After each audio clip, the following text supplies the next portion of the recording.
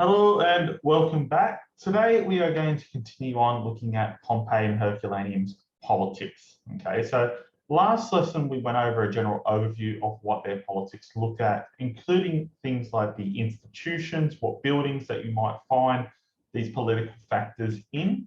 Today we're going to go into a bit more about the election process and how one might become a politician in Pompeii and Herculaneum, as well as looking at some of the slight differences between Pompeii and Herculaneum politics. So let's have a look at the start, because it's always a good place to start. So important thing to note, okay? There are many gaps in our knowledge for Pompeii and Herculaneum's political life. We know that they had elections and that competition was fierce. However, we know very little about the basics. This may be because they were small cities / towns and much of the process was informal. So what do we mean by that is when you're looking at like the capital city of Rome, it's a very big affair. Elections are big business. What goes on there concerns the fate of the empire. So everything is meticulously recorded. When we're in Pompeii and Herculaneum, they are relatively big, but we are looking at cities and towns that are regional and not as important to the empire. Okay, so these are not things that would probably be recorded in any great depth that we've at least found so far. And a lot of this process might have been informal, unrecorded, things like that. And it's also just a matter of fact that we haven't excavated everything, particularly in the case of Herculaneum. So we talked about this last time, but let's go over this again. Okay, so who could vote? Well, it's any freeborn male citizen, usually over 25 years. Okay, so if you're 6 years old and you're freeborn male citizen, you're not voting. Okay, now this might seem really, really generous, but keep in mind, not everyone that lived in Pompeii and Herculaneum was a citizen. To be a citizen of the Roman Empire was a very big privilege. Okay, not everyone in the Italian peninsula had it. Not even everyone in Rome had it. A lot of foreign dignitaries and visitors and things like that. So there's only a certain amount of people living there that actually have citizenship as we would understand it today. Okay. Now, we believe that in the actual cities of Pompeii, we probably would have had around about 2,500 urban voters. Now, if we're accounting in all the other areas surrounding that, rural countryside voters, you're probably looking at an extra 5,000. So in total that we have is 7,500 votes that need to be counted for those regions in regards to Pompeian elections. Now, an interesting little fact that we look at here is that ex-slaves could vote. Okay, so these people that were the freedmen could vote. The sole difference is that they could not run for any office, but they could still vote to put people inside the magistracies of those offices, which were the aediles and also the duumvirs. So we know who could vote, but who could stand for election? Well, technically any freeborn citizen could stand for election to a magistracy, but they had to pass two requirements. The first one was reputation. So you had to be someone who was in a pretty good standing within the community. You had to not be part of any of the barred professions such as prostitution, acting, things like that. Basically professions that had ill repute at these times, okay? And you also had to have a good standing. The second one that you needed to have was wealth, okay? Now, there's often a misconception around Roman politics where they go, oh, everyone could stand for election. It was a pretty democratic society. No, it was more oligarchic than anything else.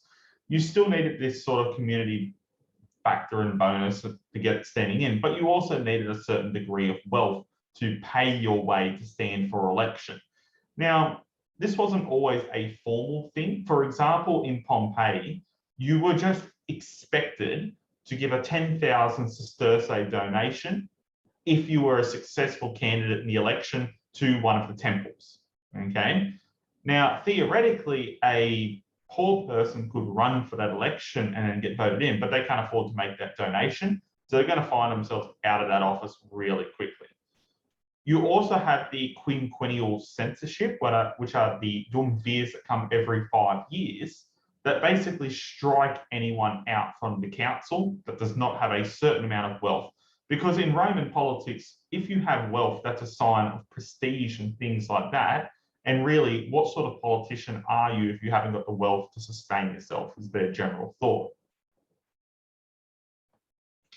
So what did elections look like? Well, they were incredibly active. Well, we know that they're incredibly active from all of the graffiti that's been pointed up all around the walls in Pompeii and Herculaneum. People got very involved in them, and not just the political class, but also the lower classes, freedmen. Even sometimes you would get slaves putting their 2 cents in, okay?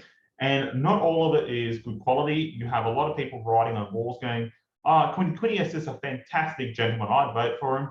And the other ones saying on their bathroom walls, writing in, scratching in, "Julius is an absolute turd."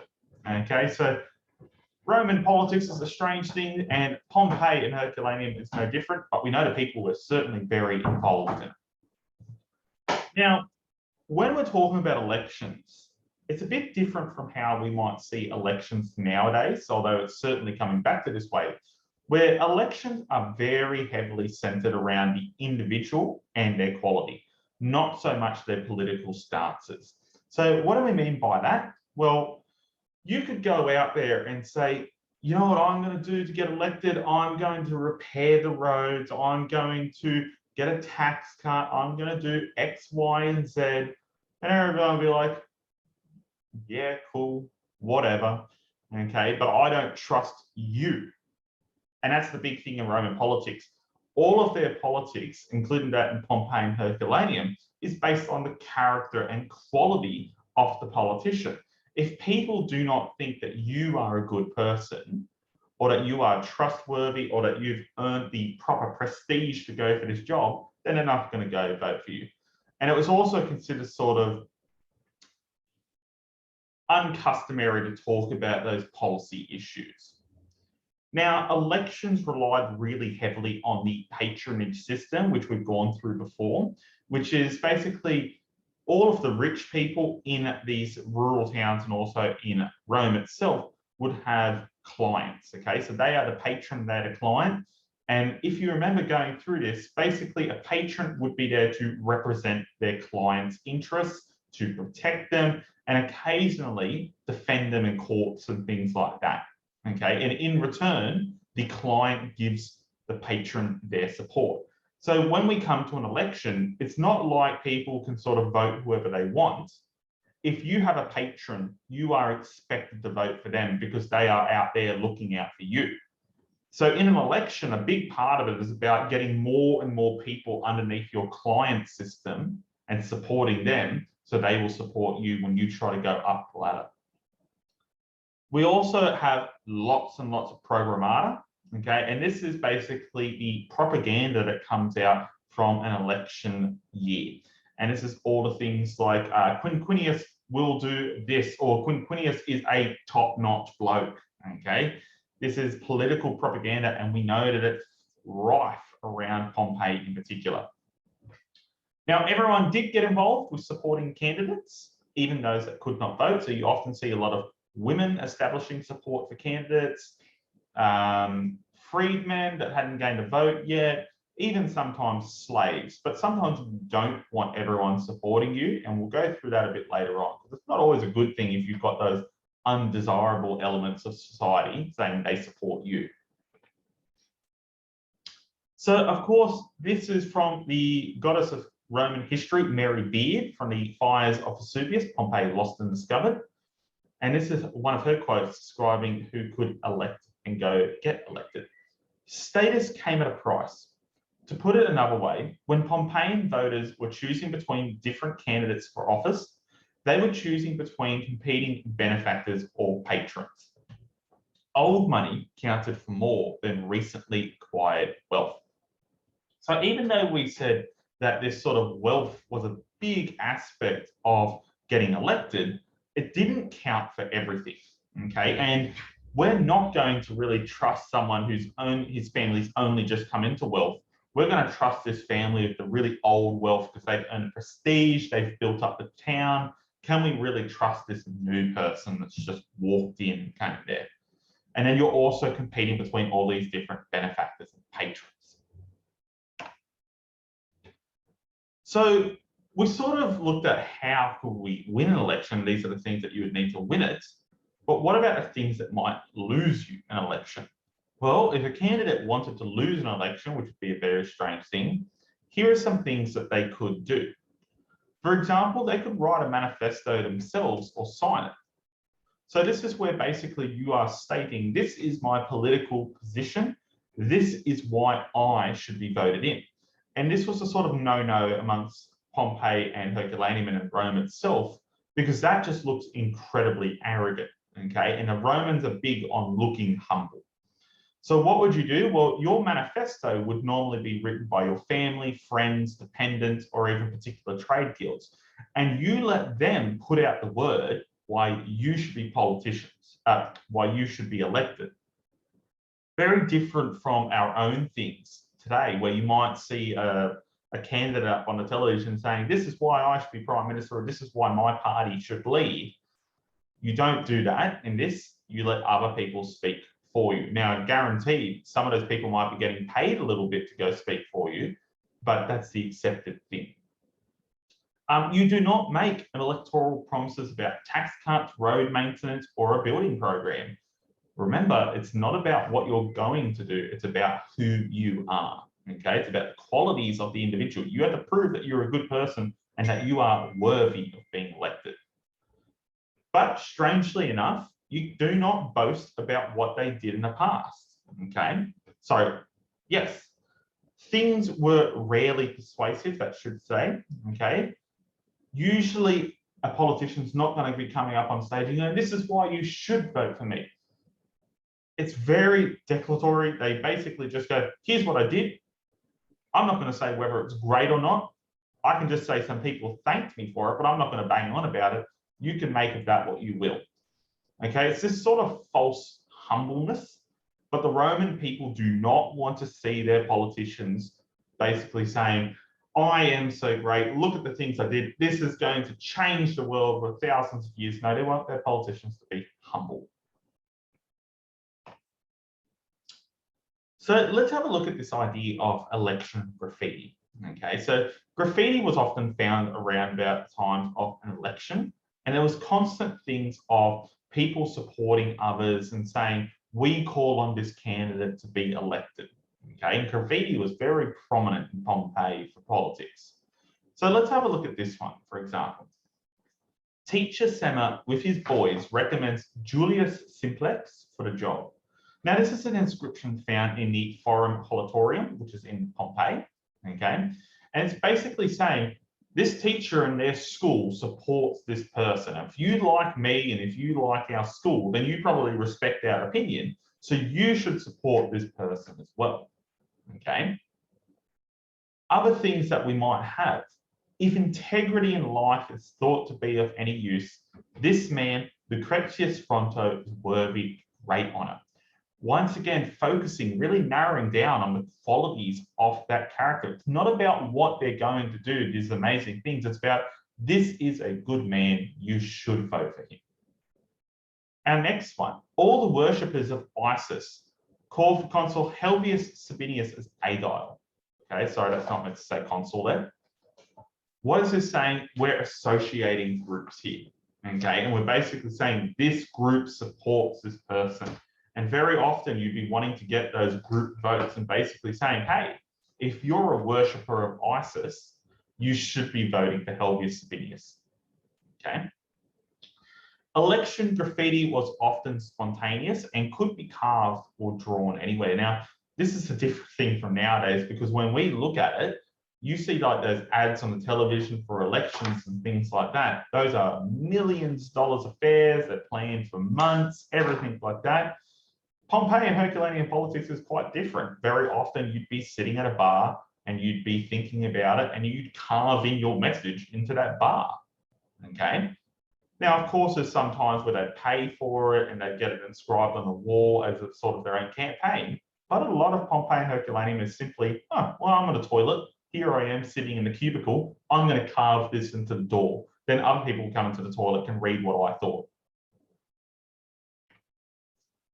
So with all of this really humble behavior, how do you actually tell off your opponent in an election? How do you make them look bad so other people don't vote for them?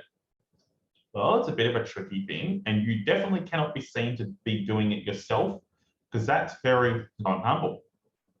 So whilst it was important in Vesuvian politics to be able to make yourself look good, it was equally important to make your opponent look bad. As such, there are a number of ways to do so. First of all, you don't publicly insult your opponent. You could convince, however, disreputable people like prostitutes, in the case of C. Julius Polybius, to voice their support of candidates in an attempt to make them look bad. So this is a nice little one where basically you try to convince all these disreputable people that say, oh yeah, we support these guys, because then everyone else is like, oh, the prostitutes support this guy? He must not be a really good person. I'm going to go for the other guy. Now, keep in mind that the case study that we have here of Julius Polybius, that's a bit of an unsure one. We're not sure if the prostitutes actually supported him or whether someone just wrote that in an attempt to offend him, but the guy was certainly offended and ordered it removed. But it's an interesting one. Now, you might not release insults publicly, but your many clients who you're patron of might just conveniently put up graffiti up on walls, disgracing your opponents and their physical features. So this is quite a common one. Pompeii and Herculaneum were just full of graffiti. They love to pick on their politicians in graffiti, give them like these disproportionately large noses or just these general attitudes, and just writing a whole bunch of junk up on the walls. Okay, now you're never going to do that as an election candidate yourself, but wouldn't it be convenient if your patrons just happened to do that? Of course, you had no implication in it, but it was very convenient. So what about women in elections? Whilst women could not vote, they played roles in elections. Women could use their publicity and wealth to influence elections, such as Umachia, who possibly dedicated a temple she paid for to her son, who may have been running for office. Now, keep in mind, it's May. We're not exactly certain if he ran for office, but it's certainly a common thing that you would do in Roman politics. Now, Umachia was an incredibly wealthy woman for that town, and she is an oddity, but we can definitely see her building this temple and then putting her son's name on that temple to basically say, hey, my son built this, maybe you should vote for him in the future. Good way of building up political careers. And as we've talked about before, freedmen could not get voted, but their children could. And what they would do is they build all these things and dedicate them to their children to build their status so their children could get elected. So let's have a look at the actual source. So Umachia, daughter of Lucius, public priestess of Venus, built the hall. This is the very famous hall of Umachia, or the building of Umachia that you might have seen in the forum. The covered gallery and the portico in her name, and that of her son, M. Nemistrius Fronto, which is also the name of her husband, which can get a bit confusing, at her own expense. She herself dedicated it to Concordia, which is a sort of goddess, and to Pietas Augusta, which is, of course, the imperial cult. And it's taken from the facade of the building of Umachia in the Forum of Pompeii. Very famous building, you've definitely seen it before. So this is a nice little quote, a big quote from Cantarella E and Jacobelli L. Let's have a look at it, okay? And stick with me here. Although women did not have the right to vote, Pompeian women followed political events attentively and participated actively in electoral campaigns by inviting their fellow citizens to vote for this or that candidate. So they're certainly involved in the elections, okay? From about 2,500 doctoral manifestos discovered, only 30% are signed.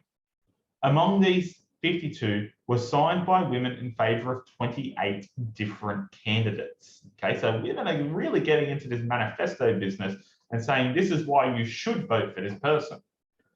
However, women's choices were the same as those of the general population. Indeed, not infrequently, they signed the same manifestos as men did.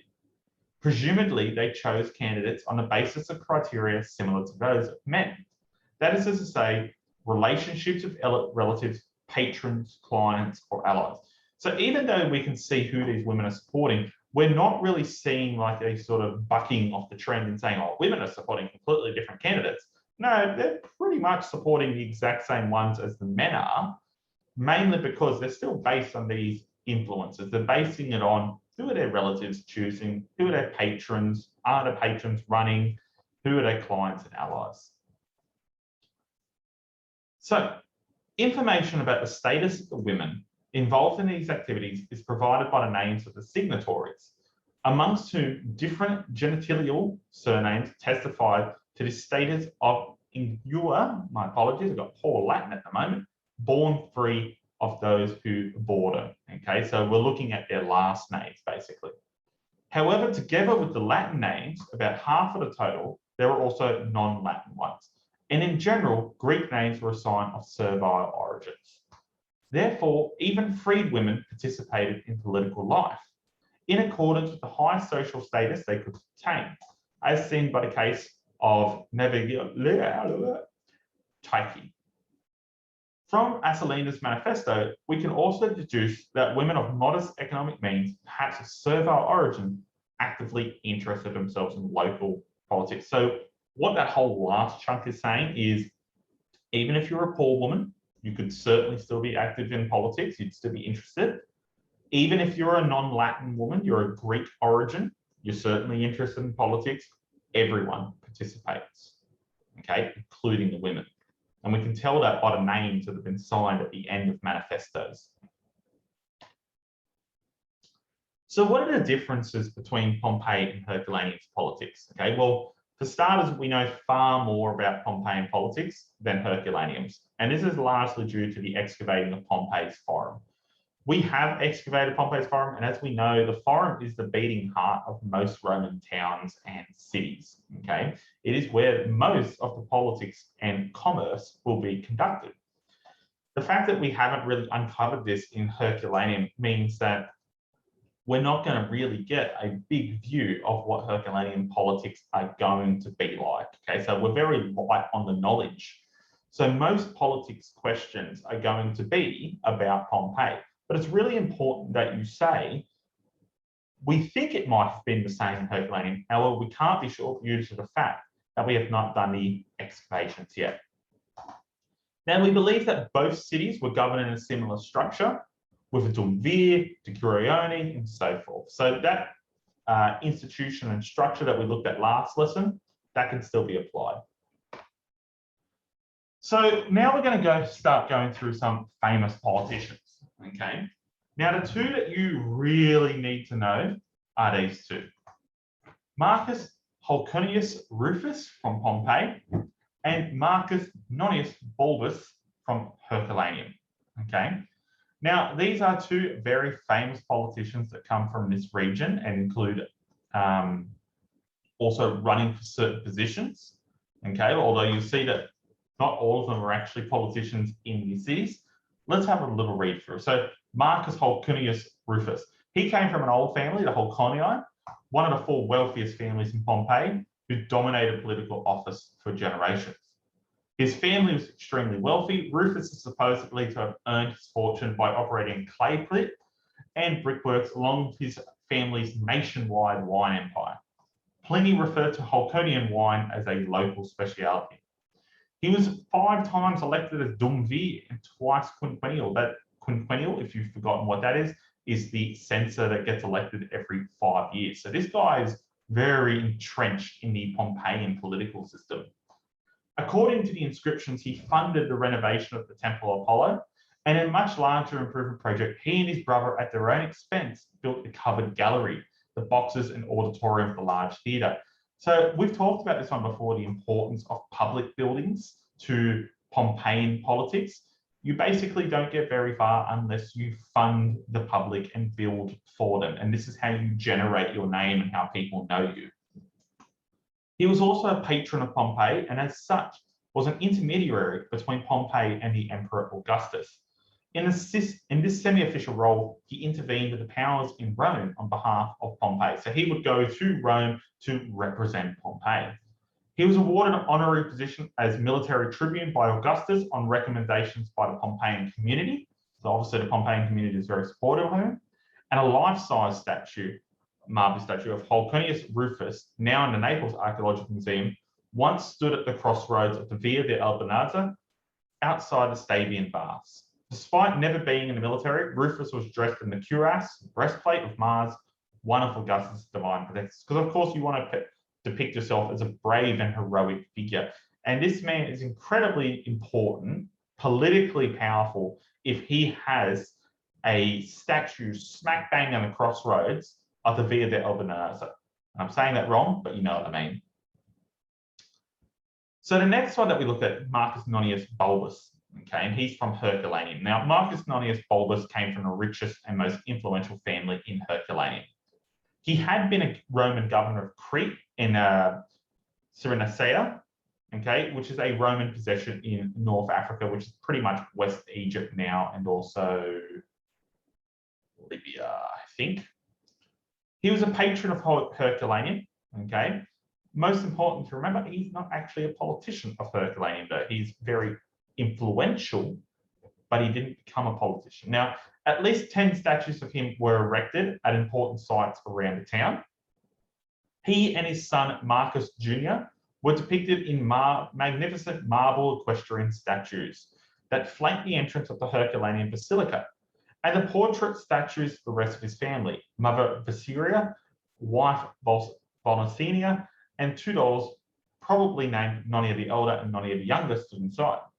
From the evidence, it's believed that the family owned a large house on the seaward side of the town, the house of the relief of Telephus, which was connected by a staircase and two ramps to the magnificent suburban baths. So really, really rich if they're basically connecting their house to the public baths. Also, a statue placed in a sacred area adjacent to the baths indicate that Bulbus was the donor of the baths, and he was responsible for other public works. So once again, he builds the baths to get his reputation up. He is not, however, a politician of Herculaneum. He's sort of above it. He's a governor of foreign provinces. Okay, so this is the statue base and the art column of Holconus Rufus at Pompeii. So this brick pillar was one of the 4 pillars supporting the arch over the Via de Albinazza. The inscription on the base was dedicated to Marcus Holconus Rufus. It supposedly summarizes his significant political career. So, in short, to Marcus Holconus Rufus, son of Marcus, military tribune by popular demand, duumvir with judicial power 5 times, quinquennial twice, priest of Augustus Caesar, and patron of the colony. Now, one thing that you'll notice there is it's not basically saying he's a great, great guy. It's just giving you the facts, which is a very common Roman thing. Remember, you're trying to appear humble, so you're basically just saying, these are the jobs that I had. Another famous politician, although not actually a politician, is Umachia, the woman. Okay. Now, Umachia inherited wealth from brickmaker father Lucius Umachius and married into an old and wealthy Frontoners family. Now, she was a priestess of Venus, which did give her an official capacity, but not an official capacity to act in politics. She was also the mother of the imperial cult. Now, because of her significant wealth, she became patroness of the Guild of the Fullers, which are involved in cloth and dyeing, and then constructed the building of Umachia, which was used to, we believe, sell a whole bunch of cotton goods. And this is how she also became the patroness of the Guild of Fullers. And she had quite an influential role. As we were talking about before, where the building of Umachia, you can see that she's donated it to her son, and she also expresses support for various candidates. So she is someone that you would look out for as a politician for her support, because she has a lot of clients based around her. So this is the statue of Umachia, found outside of Crete and donated by the Fullers. She is wearing what is called a stola, which is a conservative upper-class Roman dress. So the last thing that we're going to do, we're probably not going to do all of it because I'm aware that we're probably running for a bit long now, is we're going to be looking at evidence of political life in Pompeii and Herculaneum. Okay, so this is one of the sheets that you would have been given. And let's just open it up. So let's have a look here, okay? So we have our evidence. What does the source tell us about political life in Pompeii? And evaluate, okay? Is the source useful? Why is the source useful? What is the limitation of this source? So we'll do one together, and you should have this on your Google Classroom already. So let's have a look at this, okay? So this is an epitaph from a tomb in Pompeii. To Marcus Lucretius Decidanus Rufus, Dumvir 3 times, quinquennial priest, military tribune by popular demand, staff officer, praefectus fabrum, by decree of the decurions after his death. Okay.